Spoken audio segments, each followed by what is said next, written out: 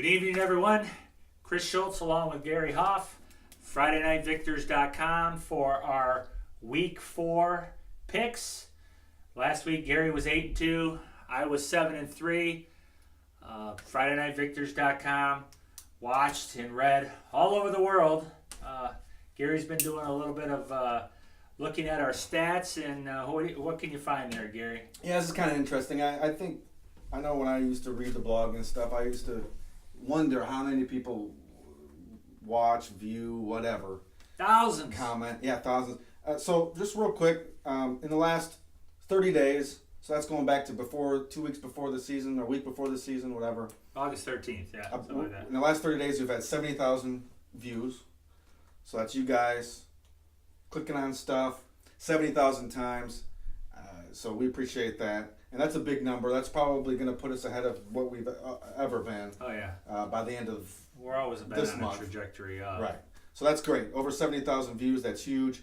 And Chris mentioned watched all over the world. In the last month, I got it on month. In the last month, we've been viewed, of course, the United States, Ukraine, Russia, Canada, France, Germany, United Kingdom, China. I didn't think they had China. Hey, they got 1 billion people. They can't be wrong. Yeah. Afghanistan.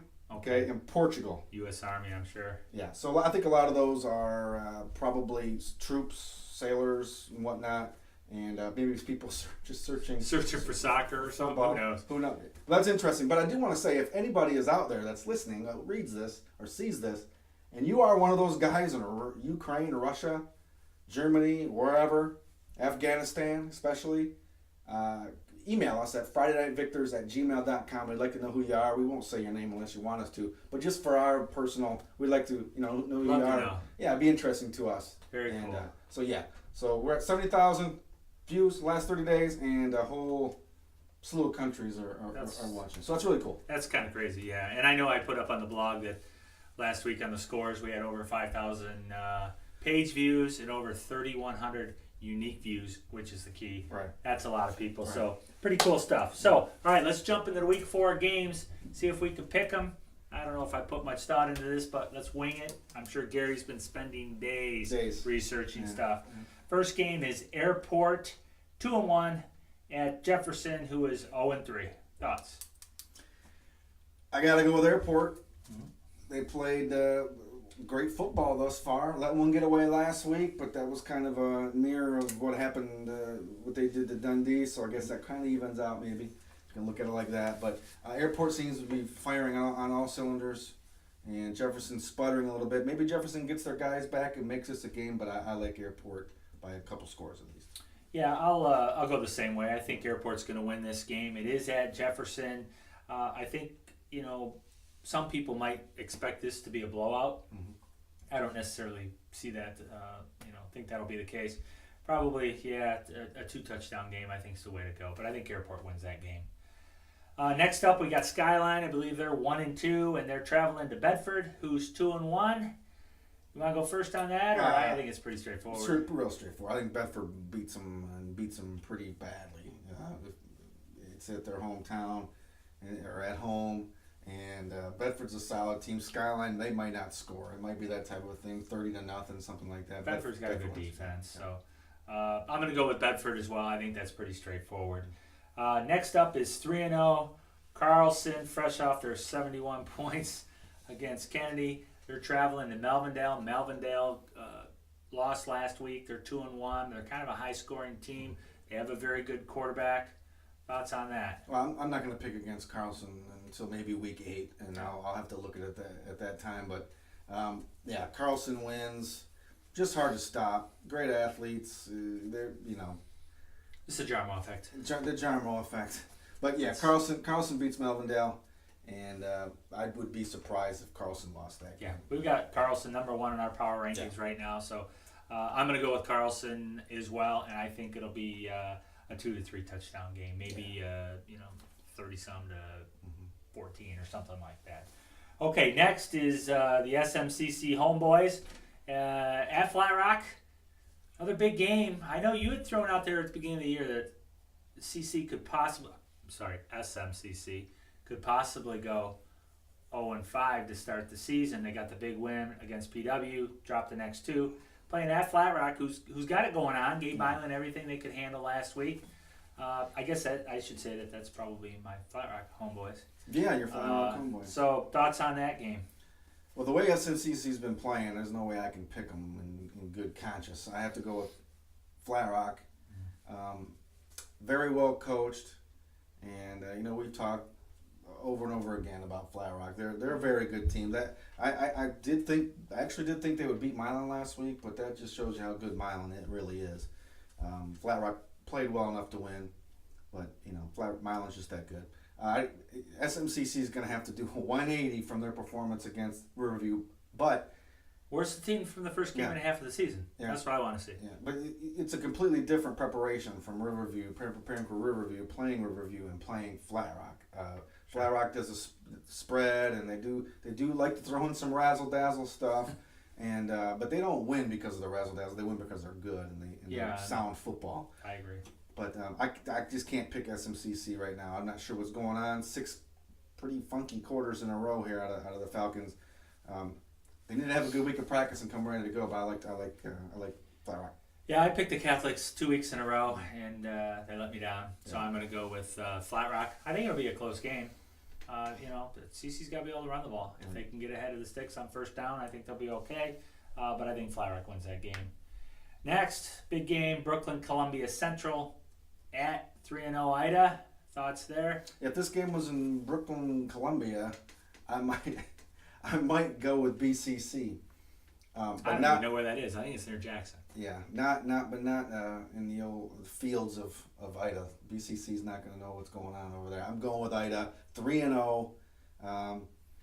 Just they keep winning. They got the three-headed monsters, at running back. Yeah, offensive line's doing a great job. Yeah, and I think we need to throw it out to first-year coach Potter. Jeff doing Potter. A great job. So you're going with Ida? I'm going with Ida and Jeff Potter. I'm going to go with Ida as well. I think that's an easy pick. I think it's a touchdown, 2-touchdown game. BCC will compete, but like if it was at BCC, I would entertain taking them, but not at Ida. Okay, next game is Milan at Riverview. Not sure where I'm going this week, but I'm probably going to go down to Riverview for the for the Milan Riverview game. You want me to go first on this one? Go first, sure. Well, I can honestly say I'm not picking against Milan. They were my pick to win the league. Every time I pick against them, I lose. Yeah. I'm not picking against Milan. I think it'll be a close game. I think it'll be a hard-fought game. I hope the team that beat up SMCC is a team that shows up to play Milan, because I think that'll be a great game, and I'm pretty sure that's why I'm going to go to that game. But I'm going with the Big Reds.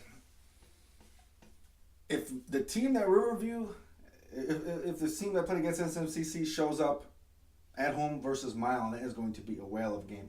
However, Milan has the big boys to combat Riverview's strength, and that's off-tackle power stuff. Here's your chance to pick opposite of what I'm doing now. No, I'm not going to do it. I'm going with Milan. They're faster, and they're just as big and strong. So I'm going with Milan. I think that's a good pick. I think it'll be a close game, but I think Milan wins that game. All right, next let's go with Huron traveling over to the island to play Grosse, where Grosse picked up the win last week. Huron had the last second win over Airport. Thoughts on that? Is Spies going to be back? I have no idea. Couldn't tell you. I know he got his ankle rolled up on against Jefferson. Was he walking? He was walking around. He was dressed. I think he plays. I don't know. Couldn't tell you. That's a difference. Of course, Huron dresses everyone, right? That was a lot of big talk. Yeah, they dress like 80 guys. 80 but guys. whatever. It's an Ohio thing. Whatever they do. That's cool. I get it. Huron. I'm taking Huron. They're my pick to win the Huron League. I'm not going to go against them. I hope Spies gets back on the field. He's a difference maker for them, absolutely. And but Grosse on the island, some funny things happen over there. I'm going to say this. I'm going to go with the Chiefs, but I would not be surprised if Grosse wins this game, or it's very, very close. It's GI plays Huron very well at home. I think GI's getting healthy. I think Grosse gives them a game. I think Huron wins, but I wouldn't be surprised if it's under 7 points. Who else we got here? Let's see. Monroe at Ann Arbor Pioneer.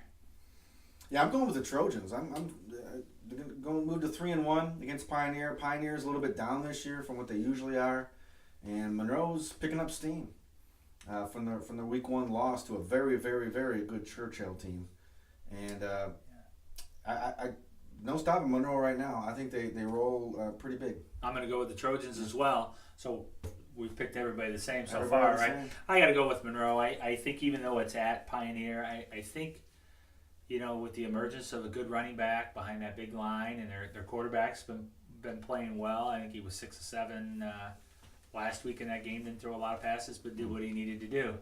So that brings us to our last game, which is the Gerwick Nissan Game of the Week, and that is the Dundee Vikings traveling all the way to Hudson, which I've been to Hudson once. It's that way. It's out there. It's west. Big game. Hudson went to the regional finals last year, lost to Detroit Loyola, pretty bad, 36-6 I think it was. Dundee's playing well. Hudson's 3-0. Dundee's 2-1. Hudson has had a couple of close games. They slipped by Morenci in week 2. Thoughts? I'm going to take Dundee. I think you wanted to take Dundee. But I'm taking Dundee. I'm beating you to the punch. I'm taking Dundee, and Coach McIlvaney's got him playing well. Hudson did have a close one against Morenci, although Morenci is a pretty good program over there. Yeah, they're good and everything, really. They got a good program over there. I'm taking Dundee. I think they keep it rolling and continue with their very good season. I can honestly say I was just going to go opposite of what Gary said because we picked them the same. It's at Hudson. Sorry, Coach McIlvaney and Coach Ostrike and Vashner's probably and Frank. Sorry, guys. Yeah. I'm going to go with Hudson. Yeah. So, anyways. So those are our picks. We appreciate you watching. We'll be out at some games on Friday night. And thanks, everyone, for tuning in. Gary, any final thoughts? No, yeah. Again, if you are one of those people that are viewing us in Afghanistan, Ukraine, or China, or wherever the heck, and you do check in with us weekly, daily, whatever, send us an email. We just kind of like to know who you are. It's just kind of interesting to us. Yeah. So, again, we won't put your name out there to anybody unless you want it out there. But, yeah, it's kind of cool. All right. Thanks, everyone, for watching. We appreciate it. Have a good night.